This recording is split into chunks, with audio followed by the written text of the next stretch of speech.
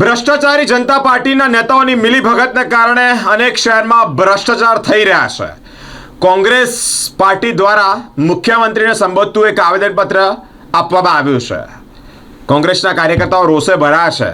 અનેક મિલીભગત નેતાઓની મિલીભગતના કારણે મોટા મોટા ભ્રષ્ટાચાર આચરવામાં આવે છે, જેના લીધે જ મુખ્યમંત્રીને સંબોધતું તેઓએ આવેદનપત્ર આપી અને રજૂઆત કરી છે.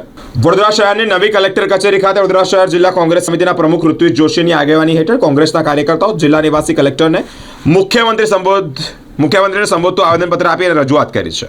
ઉચ્ચ અધિકારીઓને નિર્દેશિત વર્ગ 1ના અધિકારીઓના માસ સીએલ અને ગુજરાત એજન્સિયલ સર્વિસ એક્ટ મુજબ જાહેર સેવા માટે ફરજ બજાવતા સરકારી અધિકારીઓ કર્મચારીઓ હડતાલ કે સામૂહિક રજાઓ લઈ શકે નહીં, અને જો તેમ કરે તો તેમની ઉપર ફોજદારી પોલીસ કેસ કરવો જોઈએ. તેમજ તાત્કાલિક પ્રજાલક્ષી સેવાઓ કાર્યરત થાય, તેમજ જે તે વિભાગના અધિકારીઓ તાત્કાલિક ફરજે પણ હાજર થાય.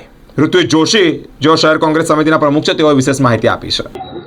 વડોદરા કોર્પોરેશનના કેટલાક અધિકારીઓ દ્વારા જે આજે માસ સીએલ જાહેર કરવામાં આવી છે, તેને અમે સખત સદામાં વખોડીએ છીએ. આ કાળા દિવસ સમાન છે. આવું કોઈ દિવસ બન્યું નથી કે અધિકારીઓ જ રજા પર ઉતરી જાય. કારણ શું? તો કારણ કે ભાઈ એ લોકોને માનસિક ત્રાસ આપે છે, તો જે માનસિક ત્રાસ આપતા એમની સામે ફરિયાદ કરો. પણ તમારા આવા નિર્ણયના કારણે વડોદરાની પ્રજા શું કામ ભોગવે? અમે આ ભાજપના કુશાસનમાં વડોદરાની પ્રજાને 2 ટાઈમ પીવાનું ચોખ્ખું પાણી નથી આપી શકતા. કેટલાક અધિકારીઓ અને આ ભાજપના નેતાઓની મિલીભગતના કારણે આ વડોદરા શહેર 30 વર્ષથી સહન કરી રહ્યું છે. ત્યારે આજે જે માસ સીએલ પર ઉતર્યા છે, ખૂબ જ દુઃખદ બાબત છે. તમારે વડોદરાની પ્રજા જે વેરો ભરે છે, ટેક્સરો પછી તમને પગાર મળે છે, ત્યારે તમે પ્રજાની સેવા તો નથી કરતા. અને તમે જે પગાર મેળવો છો ત્યારે તમને માનસિક ત્રાસ નથી મળતો. પરંતુ જ્યારે તમને કોઈ પ્રશ્ન પૂછે કે ભાઈ રાત્રિ બિફોર નવરાત્રીના 4 કલાકના 53 લાખ રૂપિયા શું કામ, તો તમને માનસિક ત્રાસ લાગે છે. તમને જ્યારે પ્રશ્ન પૂછીએ કે દિવાળીમાં જે 1.5 કરોડથી વધારાનો ખર્ચો કરીને લાઇટો ડેકોરેશન કર્યું, જે 1.5 કલાકના વરસાદમાં મેકઅપ ધોવાઈ ગયો, તો એનો જ્યારે હિસાબ માંગીએ ત્યારે તમને માનસિક ત્રાસ લાગે. બીજી વાત કે જે વડોદરા શહેરના મ્યુનિસિપલ કમિશનર, એમને ભારતીય જનતા પાર્ટીના એક આગેવાન તરીકે વધારે કામગીરી કરતા હોય એવું અમને લાગે છે. કારણ કે આવો વડોદરામાં કોઈ દિવસ બનાવ નથી બન્યો. અમે કલેક્ટરશ્રીના માધ્યમથી મુખ્યમંત્રીને ફરિયાદ કરવા આવ્યા છે કે વડોદરા શહેરના મ્યુનિસિપલ કમિશનર અને જે અધિકારીઓ માસ સીએલમાં ઉતર્યા છે, પહેલું તો જે ગુજરાત એસેન્શિયલ સર્વિસ એક્ટ છે એના મુજબ જે ફરજ બજાવતા અધિકારીઓ જે છે એ કર્મચારીઓ હડતાલ કે સામૂહિક રજા લઈ શકે નહીં.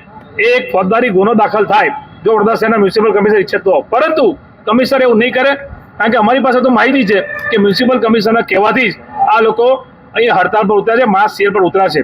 ત્યારે વડોદરા શહેરને રસ્તે રજડતું કરી દીધું છે.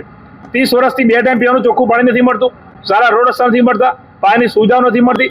એની સામે આ અધિકારીઓ કામ કરવાની જગ્યાએ આ તો એવું થઈ ગયું કે ઉલટા ચોર કોટવાલ કો ડાટે, એવી પરિસ્થિતિનું નિર્માણ આ વડોદરા શહેરમાં થયું છે.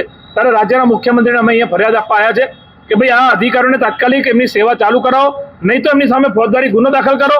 અને આ વડોદરા શહેરના મ્યુનિસિપલ કમિશનર જો ખરેખર તમે નિષ્પક્ષ હોય, તમે એક આઈએસ આઈપીએસ અધિકારી તરીકે વડોદરા શહેરની પ્રજાની ફરજ બજાવવા આવ્યા, સેવા કરવા આવ્યા હોય, કારણ કે એવું અમને દેખાતું નથી. કારણ કે તમે જે ગરબા રમ્યા એમાં વડોદરાની પ્રજાનું કોઈ યોગદાન નહીં, તમે જે મ્યુઝિક કન્સર્ટ કર્યા એમાં પણ પ્રજાનું કોઈ યોગદાન નહીં, તમારા પોતાના એન્ટરટેનમેન્ટ માટે જે ખર્ચા કર્યા એનો ખર્ચો પ્રજા શું કામ ભોગવે? એ કોંગ્રેસ પાર્ટી અગાઉ પણ અમે આવેદનપત્ર આપીને પ્રશ્ન પૂછેલો, પરંતુ કોઈ જવાબ મળ્યો નથી. ત્યારે આજે જે માસ સીએલ પર ઉતર્યા છે એ બહુ દુઃખદ છે, કાળા દિવસ સમાન છે. અને ભાજપના નેતાઓ જે ચૂંટાયેલી પાક બેઠી છે, હોદ્દેદારો, મેયર હોય, સ્ટેન્ડિંગ ચેરમેન હોય અને આ મ્યુનિસિપલ કમિશનર, આ લોકોના આંતરિક ઝઘડામાં વડોદરાની પ્રજા શું કામ ભોગવે? એ અમારો પ્રશ્ન છે.